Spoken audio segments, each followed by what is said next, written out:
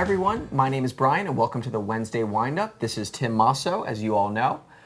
Today is a recorded show. Tim and myself are out of the office, but we didn't want all of our viewers to go empty-handed, so we've put together what I think is a relatively quick and nice show for you guys to watch. Today, Tim and myself are talking about watches that we would want to own under the $7,000 price point. Definitely, I think a bread and butter for a lot of brands. This is a sweet spot that all of the, I'd say all of the biggest and best brands, other than a few, really try and hit. It's one of the biggest market, I guess, market shares as a total as far as price point goes, that 5,000 to 7,000. Yeah, and especially since we have such an interest in pre-owned watches, we do buy as well as sell virtually every model that passes through our house. Exactly. So with pre-owned, you also get a lot more for your $7,000. Exactly. So, we sort of, my three picks. I did a little bit of new, a little bit of pre-owned. Take it for how you want. But I will get us underway. I guess maybe I'll go, you go. We'll go back and forth. We'll figure this out. We'll try not to confuse the guys in the back too much. Popcorn. So for my first watch, it's a watch that I've talked about before. The price point is well under the $7,000. It actually retails for $1,850, and it is the Auris Divers 65 watch. So this is a watch that was issued a few years ago, definitely vintage inspired, as you guys can see. They've made it in quite a few different variations, different colors, both on a rubber strap and on a bracelet, and I think also some like suede-esque straps as well. Yeah, they've accessorized nicely. Yeah. So the variation that I have here features a blue dial. It's not a flat dial, it's a rounded dial. Tim knows the word that I'm looking for. Cambered. Camber dial. So it's got a lot of character to it. What I love about the watch is you've got a stainless steel case, a DLC coated bezel. You've got a blue dial, which isn't your typical blue. It's like almost like an aqua color. Yeah, it has a little bit of a metallic too. Exactly. Mixed with the gray. I'm a big fan of the numbers. In my mind, they're Asian inspired, but you probably have a little bit more feedback on what they actually are. Yeah, the watch is called the Divers 65 because it draws pretty faithfully on its source material. Now, stretching back to Auris's great heritage in sports watches from the 60s, they brought forth a watch that was pretty much spot on. Now, there have been different iterations. There's even been one without a date. I think it's important to clarify that this model does have a nicely balanced date at 6 o'clock. It's there if you want it. It disappears if you're not looking for it, which is really the best solution when you're dealing with a date on a diver. And anchoring it at 6 o'clock just above the numeral allows the preservation of those relieved four corners that Brian mentioned as a highlight of the style. Exactly, and measuring at 40 millimeters is extremely wearable. One of the things that really caught my attention on the watch when I first started it on was just how soft the rubber strap is. It's not your typical really hard rubber that really is form-fitting. It's almost soft, like a leather. And I really like that. It's super comfortable to wear. The price point, I think, is extremely hard to beat. And a lot of the watches that I'm sort of looking at now and gravitating towards are these, $1,500 to $4,000 watches that I think are extremely wearable. You can really beat them up. You can have a lot of diversity in your collection because of the price point. Instead of just having one $10,000 or $15,000 watch, you can have 3 to 5 of these. And I think that this movement of heritage-inspired watches is really catching on amongst brands like Auris and Longines, and it's really being adopted by collectors. And I think it makes most sense at this price point because I'll be honest, once you start talking about $10,000, $15,000, $20,000 for a tribute watch, you really have to ask yourself, should you maybe just save a little bit more and get that which you most earnestly desire, the real thing? So that, I most earnestly desire this piece. Okay, I'm just saying, at $2,000, the price is right. Exactly, and I think at $2,000, it's the kind of thing that you cannot feel guilty about, and you can just buy it because you like it. Exactly. Okay, I don't know how they did the order here, but why don't you go next? Yes, okay guys, so Brian likes the simple, I like the complex, which is why I'm going with the late, great, mid-90s to early 2000s Zenith El Primero Chronomaster 410. 40 millimeters, stainless steel, stepped lugs, fluted bezel, absolutely gorgeous, and a certified chronometer as if a triple date moon phase El Primero were not I desirable feel like you've enough. talked about this watch before. Well, my opinion has not changed. The heart grows fonder with time, and to be honest, this watch is not a sub 7, it's a sub 6, as you will find these all day long between 5 and 5.5. A great value, a good size at 40, it's not undersized, it's not too vintagey, but right around 2001, 2002, they stopped going for chronometer certifications, even though the style was continued. So the one to get, that sweet spot, is between like 1994 and 2001. A lot of value in a handmade watch from a great manufacturer. And it really shows you how much value there is in these, I don't even want to say older pieces, but brands like Zenith that'll give you this kind of watch at that sort of price. Because if this same exact watch was made by brands such as Vacheron or Patek or even an Audemars, I mean, the price point would be wackadoodle. Absolutely. And I just did use the word wackadoodle. Again, a company that's been around forever and will be around forever. You never have service concerns in spite of the complexity. Exactly. Great watch. Moving on from my next pick would be the Omega Speedmaster first Omega in space. And FOIS, I guess, is what they say for short. So if you're looking for the forum handle, that's it. FOIS.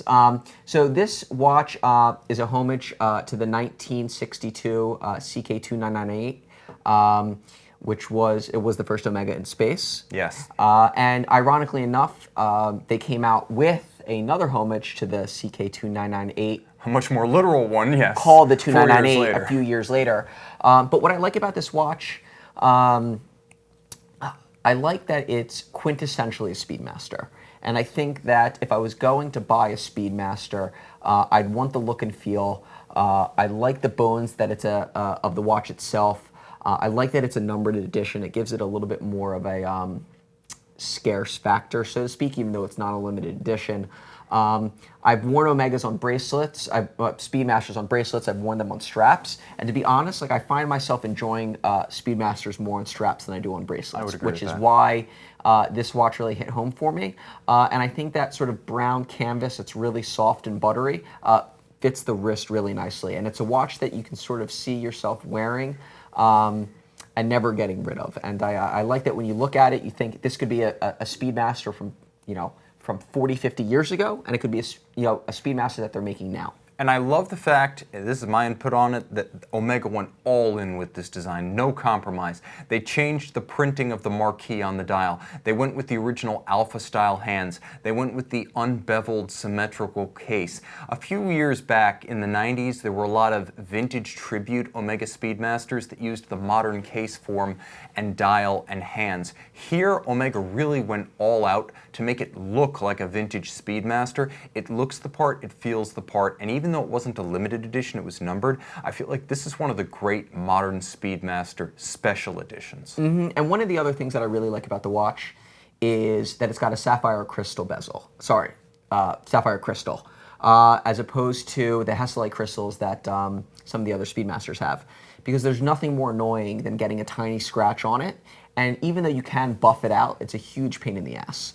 So I like that it's got a sapphire crystal, and then at the same time, a lot of the watches that Omega does with the sapphire crystal and the sapphire crystal sandwich, it ends up being too thick, which I also don't like. So I think that the watch is extremely wearable. It's practical as well, and I think that if you're going to own one Speedmaster or even one Omega, this would be the one for me. And it's a great choice. And it's more faithful to the 2998 than the CK2998 Tribute, which was all blue. Okay, so rolling on, guys. From a chronograph to a travel watch, and one of my favorites, this is a watch that's under 7 whether you buy it new or pre-owned, but it is the Nomos Zurichveldt Nachtblau. Possibly the coolest version of Nomos' coolest watch. It's a great traveler companion, $6,100 if you buy it new, about $4 to $4.5. It's a pretty narrow pre-owned price spread if you buy it pre-owned. The watch is gorgeous. First of all, 39.9 millimeters. They're German, so they're very precise. It's not 40. I love that. But it's also designed by a great industrial designer, the late Hans Wettstein, so it has a true artistic sensibility. It doesn't feel like an industrial product. That blue is warm and humane. The little home plate signature at 3 o'clock next to your reference time is fun. It's the little wink and the nod and the smile from your watch. And I'll say in the lug profile, it's got a little bit of 1960s Hoyer Carrera to it as well. So a great traveler, one of the most complex Nomos watches you can buy, and one of the largest. It's very versatile. On the Horween horse strap, it looks absolutely stunning. And again, a great buy whether you go new or pre-owned, with a lovely in-house caliber DUW 5201. Automatic winding, Nomos swing system, you know, with a DUW designation. It's not just an in-house, but it's got their full assortment.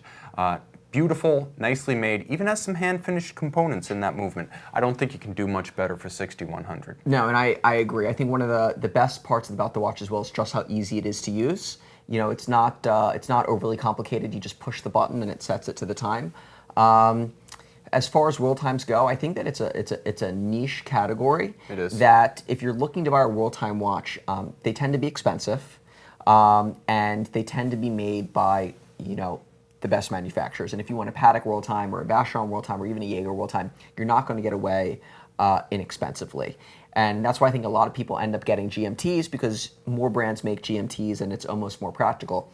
This watch is absolutely gorgeous, and I think that it's a great way to get into a niche product like a World Time, have a great watch at under $7,000. Yeah, and remember guys, if you wanted to get a JLC Master Geographic, even the sector dial, the stripped down version, you'd be spending most of $10,000 to make that happen. Here you're getting the same functionality, albeit without a date, but you're getting it with a lot more colorful character with the blue dial. So, great watch. Moving. Speaking of color, What a great segue. I feel like I always like dead stop, and then like you have these like, you know, witty weaves in and out of the conversation. it's what I do. So, while going through the list, I knew that I just had to have a Rolex in there, because I feel like any watch list for under $7,000 without a Rolex in it is just like you're lying. So for me, I would go with the GMT Master 2 16710 Coke variation. You know what? It was really hard to choose between a Coke or a Pepsi, but I think a watch that I would probably wear a little bit more because of the black is the Coke. Now that being said, I could always swap the bezels if I wanted to. So date of production 1989 to 2007, sapphire crystal. This watch is extremely iconic. I think that you know, everybody recognizes it, and they've only gotten more popular of late. I think that this is a watch that you can still get at a good price. Yes. But you're going to see appreciation over time. These are, you know, what a lot of people think are the next collectible Rolexes, especially if you have the complete set and they're in, you know, nice unpolished condition. You've got an anodized aluminum bezel, so as you guys probably know, this will patina over time, and I'm sure you've seen these sorts of watches in various stages of patina. You know, that red can get a little bit more pink, the black fades, the blue fades as well, and you see some really beautiful character that's accrued over time. The dial changed from tritium to luminova to superluminova during the course of production. I think that you see a lot of these tritium dials where they've been treated since.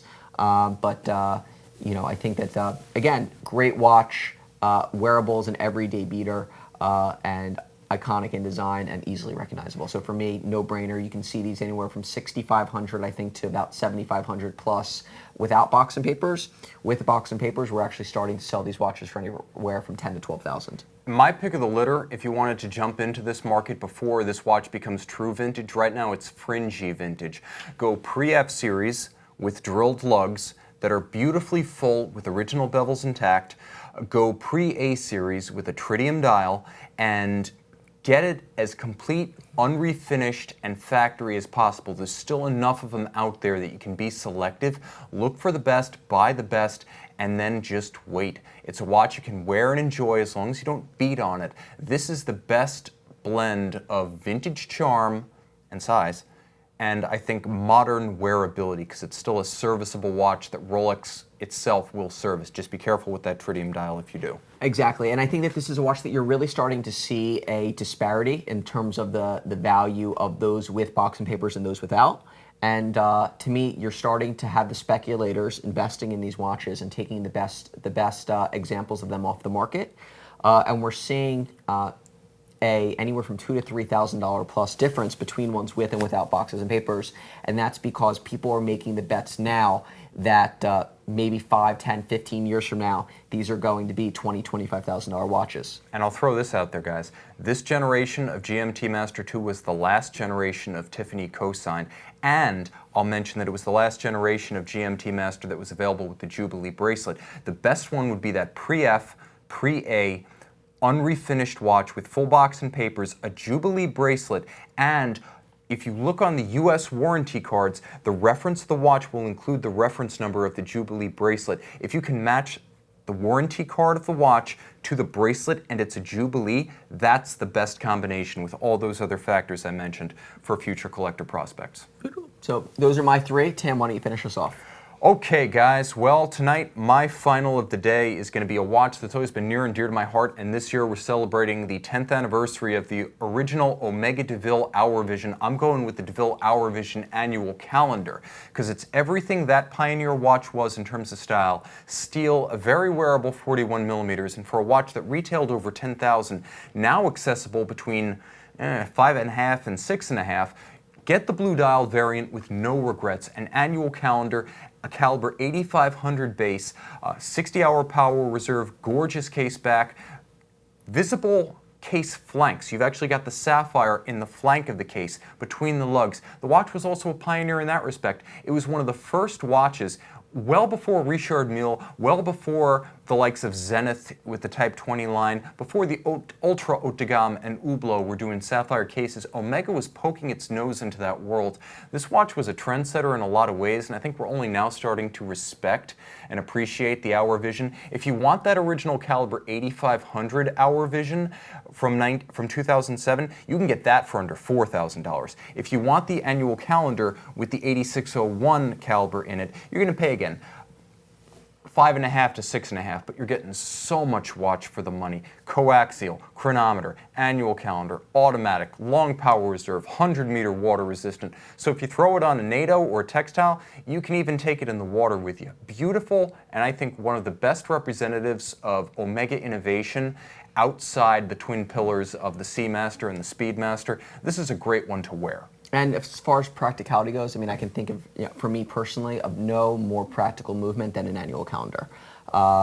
Again, you've got the date month, takes into account, the first 4 years. More than likely, you're going to reset the watch at least sometime and then, so it sort of defeats the purpose of having a perpetual. And at that price point, it really begs the question, why the hell do brands charge so much for annual calendars? I mean, here's the thing, guys. This came out just 10 years after Patek Philippe debuted the first ever annual calendar. And you're talking a watch at daily driver pricing in steel that you can get from a mainstream brand that will service it forever. Again, this is the everyday complication. You'll use it for dating emails, letters, correspondence, and it's just fun. Complication and value, that's still something Omega does great. Awesome. So that's all that we have for today. We really appreciate you guys watching the video. We promise to be back next week. This is the Wednesday Windup. My name is Brian. This is Tim. This is Watch One. And thank you guys so much for logging on.